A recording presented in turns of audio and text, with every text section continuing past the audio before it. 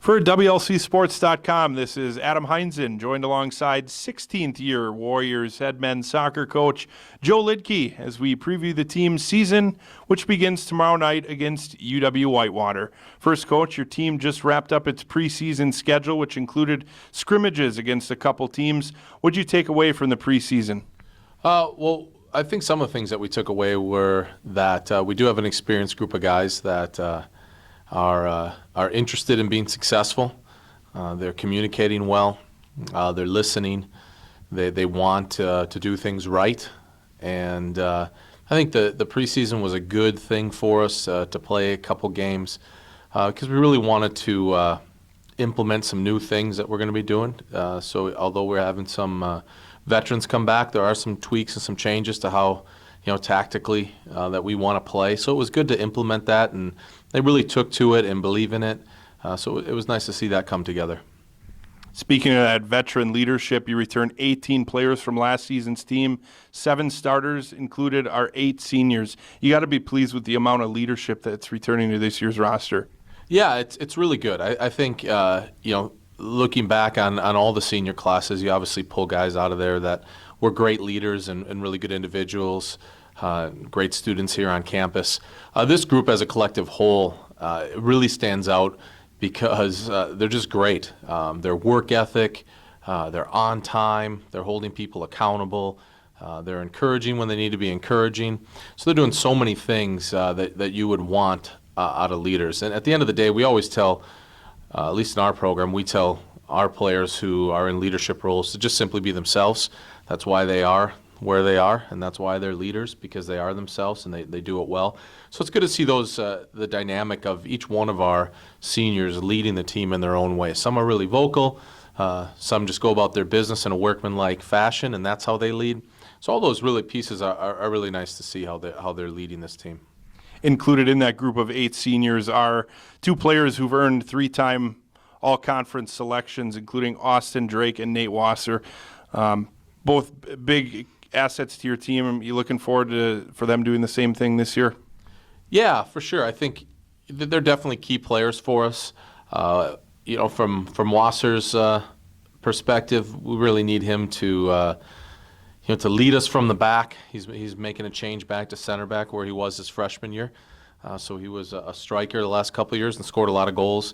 But just athletically, right now, at least in our preseason and in our competition, he's just standing out as someone who's so athletically gifted. He's fast, he's strong, he reads the game really well right now. So having him anchor our center defense is a really comforting thing. And then Austin's the type of player that is electrifying at times. We really do need him to create goals, to finish chances for us to be successful. So both those guys play a huge role for us to be able to reach our goals. We hit on the returning players. Talk about the newcomers as a group. What have they contributed to your team during the preseason? Sure. As we always like to look at the newcomer group as a whole.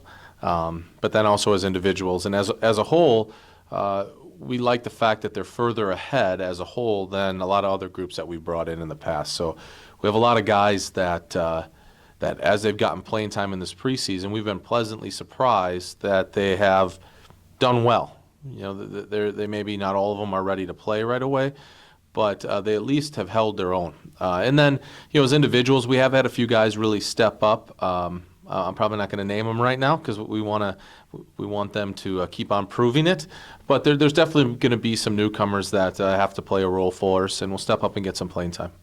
Coach, your team was picked 7th in the NAC preseason poll. The top 6 teams make the tournament. You've been on the brink of that conference tournament the last couple of years. What's the team going to do? Going to have to do this year to get back in the tournament in a league where 2 teams made the NCAA tournament a year ago? Yeah, it just seems winning conference soccer games, winning college soccer games in general, I tell the guys this, it's a difficult thing.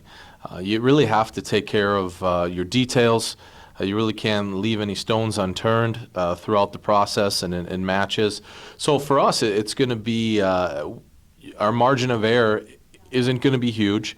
if you think back to last year, narrowly missing out on the conference tournament the last couple of years. You look to overtime losses to Edgewood, where they have 2 shots on goal and they score 2 goals. So you can go back, and some of those wounds have just lightly healed over. They definitely, when we think about them, hopefully we will draw on that experience to know that we can go back to those games that kept us out of the conference tournament, and we can highlight 1 or 2 specific things that we needed to do better to win the difficult college soccer games. So hopefully we draw on that experience. I believe that we're a program that belongs in the top 6, that belongs in the conference tournament. But at the end of the day, we have to go out and we need to prove it. So the preseason ranking, that is where it is.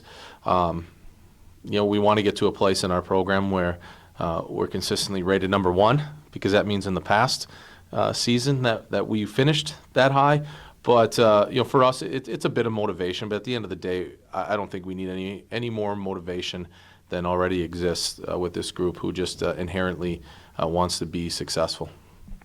Your non-conference schedule will definitely set you up for conference play, a schedule which a lot of balance. But how'd you manage to put together 3 opponents all coming to Warrior Field from the WIAC in Whitewater, Oshkosh, and Platteville? Got to be happy with that.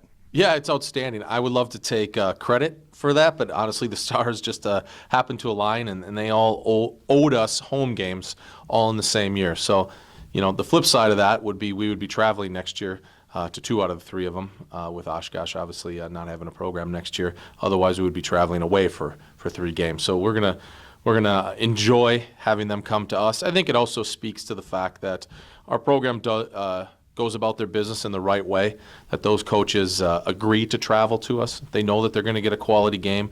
They know that we're going to treat them right. They know that we're going to conduct ourselves in a collegiate manner, and that our coaching staff's going to conduct themselves in a professional manner.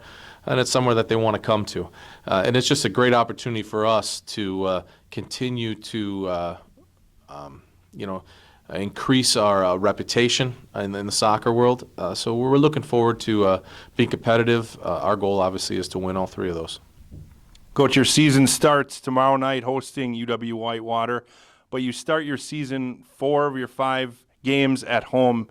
Talk about the advantages of playing at home early on the season. It's great.